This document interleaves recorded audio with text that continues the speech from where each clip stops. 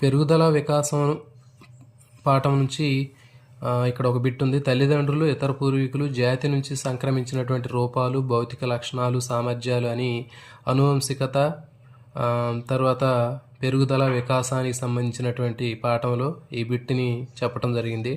Douglas Holland.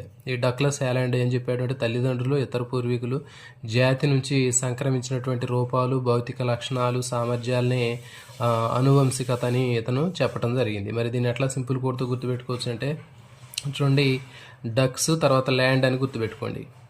ఒక అతనికి వారసత్వంగా వచ్చినటువంటి డక్స్ తర్వాత ల్యాండ్స్ అనేవి వారసత్వంగా వచ్చాయి. అంటే తల్లిదండ్రుల నుంచి వచ్చాయి, వాళ్ళ ఇతర పూర్వీకుల నుంచి వచ్చాయి, వాళ్ళ యొక్క జాతి నుంచి సంక్రమించినటువంటి రూపాలు, భౌతిక లక్షణాలు, ఈ బాతులు తర్వాత నేల.